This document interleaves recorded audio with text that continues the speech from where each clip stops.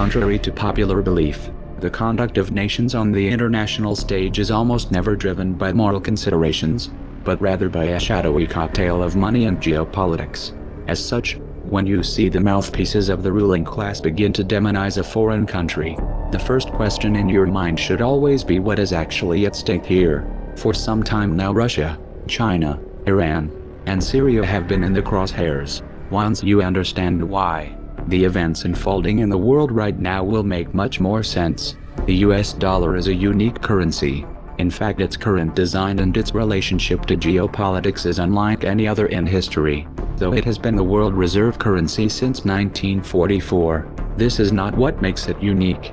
Many currencies have held the reserve status off and on over the centuries, but what makes the dollar unique is the fact that since the early 1970s it has been, with a few notable exceptions, the only currency used to buy and sell oil on the global market. Prior to 1971, the US dollar was bound to the gold standard, at least officially, according to the IMF. By 1966, foreign central banks held $14 billion US dollars. However, the United States had only $3.2 billion in gold allocated to cover foreign holdings. Translation: the Federal Reserve was printing more money than it could actually back. The result was rampant inflation and a general flight from the dollar. In 1971, in what later came to be called the Nixon shock, President Nixon removed the dollar from the gold standard completely. At this point, the dollar became a pure debt-based currency. With debt-based currencies, money is literally loaned into existence. Approximately 70% of the money in circulation is created by ordinary banks, which are allowed to loan out more than they actually have in their accounts. The rest is created by the Federal Reserve, which loans money that they don't have, mostly to the government. It's kind of like writing hot checks, except it's legal for banks. This practice, which is referred to as fractional reserve banking, is supposedly regulated by the Federal Reserve, an institution which just happens to be owned and controlled by a conglomerate of banks, and no agency or branch of government regulates the Federal Reserve. Now, to make things even more interesting, these fractional reserve loans have interest attached, but the money to pay that interest doesn't exist in the system. As a result, there is always more total debt than there is money in circulation, and in order to stay afloat, the economy must grow perpetually. This is obviously not sustainable. Now you might be wondering how the dollar has maintained such a dominant position on the world stage for over 40 years if it's really little more than an elaborate Ponzi scheme. Well, this is where the dollar meets geopolitics. In 1973, under the shadow of the artificial OPEC oil crisis, the Nixon administration began secret negotiations with the government of Saudi Arabia to establish what came to be referred to as the petrodollar recycling system. Under the arrangement, the Saudis would only sell their oil in US dollars, and would invest a majority of their excess oil profits into US banks and capital markets. The IMF would then use this money to facilitate loans to oil importers who were having difficulties covering the increase in oil prices. The payments and interest on these loans would of course be denominated in US dollars. This agreement was formalized in the US-Saudi Arabian Joint Commission on Economic Cooperation, put together by Nixon's Secretary of State Henry Kissinger in 1974. Another document released by the Congressional Research Service reveals that these negotiations had a net to them, as U.S. officials were openly discussing the feasibility of seizing oil fields in Saudi Arabia militarily. The system was expanded to include the rest of OPEC by 1975. Though presented as a buffer to the recessionary effects of rising oil prices, this arrangement had a hidden side effect. It removed the traditional restraints on U.S. monetary policy. The Federal Reserve was now free to increase the money supply at will. The ever-increasing demand for oil would prevent a flight from the dollar, while distributing the inflationary consequences across the entire planet. The dollar went from being a gold-backed currency to an oil-backed currency. It also became America's primary export. Did you ever wonder how the U.S. economy has been able to stay afloat while running multi-billion-dollar trade deficits for decades? Did you ever wonder how it is that the U.S. holds such a disproportionate amount of the world's wealth when 70% of the U.S. economy is consumer-based? In the modern era, fossil fuels make the world go round. They have become integrated into every aspect of civilization: agriculture, transportation, plastics, heating, defense and medicine, and demand just keeps growing and growing. As long as the world needs oil, and as long as oil is only sold in US dollars, there will be a demand for dollars, and that demand is what gives the dollar its value. For the United States, this is a great deal. Dollars go out, either as paper or digits in a computer system, and real tangible products and services come in. However, for the rest of the world, it's a very sneaky form of exploitation. Having global trade predominantly in dollars also provides Washington with a powerful financial weapon through sanctions. This is due to the fact that most large-scale dollar transactions are forced to pass through the US. This petrodollar system stood unchallenged until September of 2000, when Saddam Hussein announced his decision to switch Iraq's oil sales off of the dollar to euros. This was a direct attack on the dollar, and easily the most important geopolitical event of the year. But only one article in the Western media even mentioned it. In the same month that Saddam announced he was moving away from the dollar, an organization called the Project for a New American Century, of which Dick Cheney just happened to be a member, released a document entitled Rebuilding America's Defenses Strategy, Forces and Resources for a New Century. This document called for massive increases in U.S. military spending and a much more aggressive foreign policy in order to expand U.S. dominance worldwide. However, the document lamented that achieving these goals would take many years, absent some catastrophic and catalyzing event like a new Pearl Harbor. 1 year later they got it. Writing the emotional reaction to 9/11, the Bush administration was able to invade Afghanistan and Iraq and pass the Patriot Act all without any significant resistance. There were no weapons of mass destruction in Iraq, and this wasn't a question of bad intelligence. This was a cold, calculated lie, and the decision to invade was made in full knowledge of the disaster which would follow. They knew exactly what was going to happen, but in 2003, they did it anyway. Once Iraqi oil fields were under US control, oil sales were immediately switched back to the dollar. Mission accomplished. Soon after the invasion of Iraq, the Bush administration attempted to extend these wars to Iran. Supposedly the Iranian government was working to build a nuclear weapon. After the Iraq fiasco, Washington's credibility was severely damaged. As a result, they were unable to muster international or domestic support for an intervention. Their efforts were further sabotaged by elements within the CIA and Mossad, who came forward to state that Iran had not even made the decision to develop nuclear weapons, much less begin an attempt. However, the demonization campaign against Iran continued even into the Obama administration. Why? Well, might it have something to do with the fact that since 2004 Iran has been in the process of organizing an independent oil bourse. They were building their own oil market, and it wasn't going to be tied to the dollar. The first shipments of oil were sold through this market in July of 2011. Unable to get the war that they wanted, the US used the UN to impose sanctions against Iran. The goal of the sanctions was to topple the Iranian regime. While this did inflict damage on the Iranian economy, the measures failed to destabilize the country. This was due in large part to Russia's assistance in bypassing US banking restrictions. In February of 2009, Muammar Gaddafi was named chairman of the African Union. He immediately proposed the formation of a unified state with a single currency. It was the nature of that proposed currency that got him killed. In March of 2009, the African Union released a document entitled Towards a Single African Currency.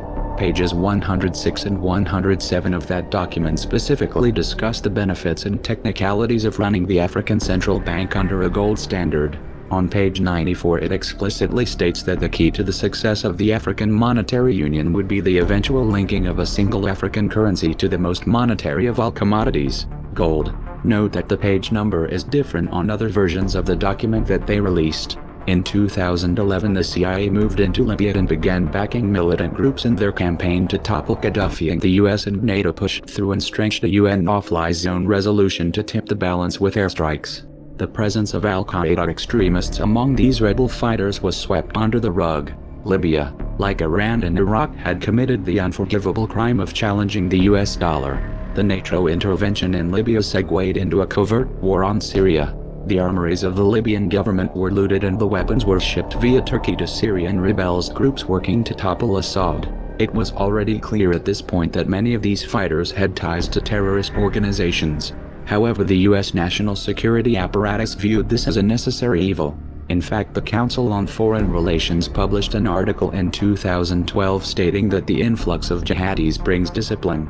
religious fervor, battle experience from Iraq, funding from Sunni sympathizers in the Gulf, and most importantly, deadly results. In short, the FSA needs Al-Qaeda now. Let's be clear here, the US put ISIS in power. In 2013, these same Al-Qaeda-linked Syrian rebels launched 2 sarin gas attacks. This was an attempt to frame Assad and muster international support for military intervention. Fortunately, they were exposed by UN and Russian investigators, and the push for airstrikes completely fell apart when Russia stepped in to broker a diplomatic solution. The campaign for regime change in Syria, as in Libya, has been presented in terms of human rights. Obviously, this isn't the real motive. In 2009, Qatar put forth a proposal to run a natural gas pipeline through Syria and Turkey to Europe. Assad, however, rejected this. And in 2011 he forged a pact with Iraq and Iran to run a pipeline eastward, cutting Qatar and Saudi Arabia out of the loop completely. Not surprisingly, Qatar, Saudi Arabia and Turkey have been the most aggressive regional players in the push to topple the Syrian government. But why would this pipeline dispute put Syria in Washington's crosshairs? 3 reasons. 1. This pipeline arrangement would significantly strengthen Iran's position, allowing them to export to European markets without having to pass through any of Washington's allies. This obviously reduces the US government's leverage. 2. Syria is Iran's closest ally. Its collapse would inherently weaken Iran. 3. Syria and Iran have a mutual defense agreement, and a US intervention in Syria could open the door to open conflict with Iran. In February of 2014, this global chess game heated up in a new venue, Ukraine. The real target, however, was Russia. You see, Russia just happens to be the world's second largest oil exporter, and not only have they been a thorn in Washington's side diplomatically, but they also opened an energy bourse in 2008, with sales denominated in rubles and gold. This project had been in the works since 2006. They have also been working with China to pull off of the dollar in all of their bilateral trade. Russia has also been in the process of organizing a Eurasian Economic Union, which includes plans to adopt common currency unit, and which is slated to have its own independent energy market. Ukraine had been presented with a choice: either join the EU under an association agreement or join the Eurasian Union. The EU insisted that this was an either-or proposition. Ukraine couldn't join both. Russia, on the other hand, asserted that joining both posed no issue. President Yanukovych decided to go with Russia. In response, the US national security apparatus did what it does best. They toppled Yanukovych and installed a puppet government. Though this all seemed to be going well at first, the US quickly lost control of the situation. Crimea held a referendum and the people voted overwhelmingly to secede from Ukraine and reunify with Russia. The transition was orderly and peaceful. No one was killed. Yet the West immediately framed the entire event as an act of Russian aggression, and this became the go-to mantra from that point on. Crimea is important geostrategically because of its position in the Black Sea, which allows for the projection of naval power into the Mediterranean. It has also been Russian territory for most of recent history. The US has been pushing for Ukraine's inclusion into NATO for years now. Such a move would place US forces right on Russia's border and could have potentially resulted in Russia losing their naval base in Crimea. This is why Russia immediately accepted the results of the Crimean referendum and quickly consolidated the territory. Meanwhile, in eastern Ukraine, 2 regions declared independence from Kiev and held referendums of their own, the results of which overwhelmingly favored self-rule. Kiev responded to this with what they referred to as anti-terrorist operations. In practice, this was a massive and indiscriminate shelling campaign which killed thousands of civilians. Apparently, killing civilians didn't qualify as aggression to the West. In fact, the IMF explicitly warned the provisional government that their $17 billion loan package could be in danger if they were not able to put down the uprising in eastern Ukraine.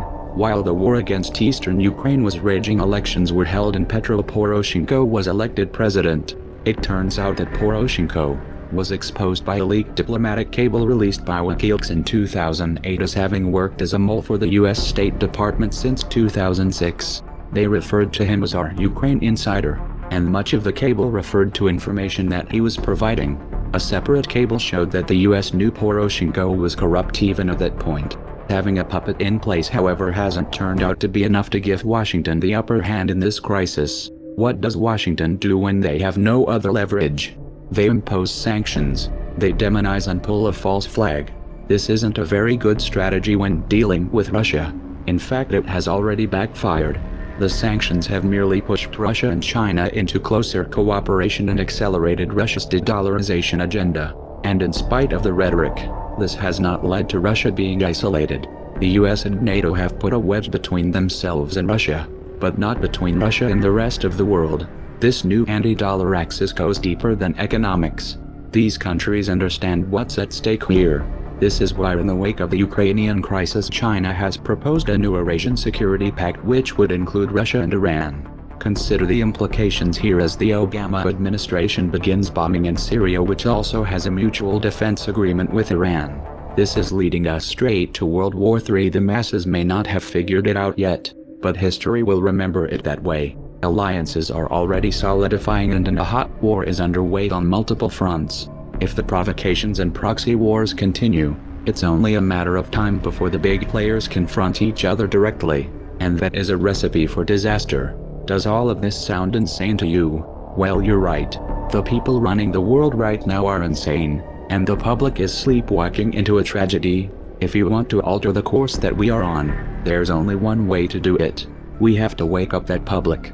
Even the most powerful weapons of war are neutralized if you reach the mind of the man behind the trigger. How do we wake the masses, you ask? Don't wait for someone else to answer that for you. Get creative. Act like your children's and grandchildren's futures depend on it, because they do. We are anonymous. We are legion. We do not forgive. We do not forget. Expect us.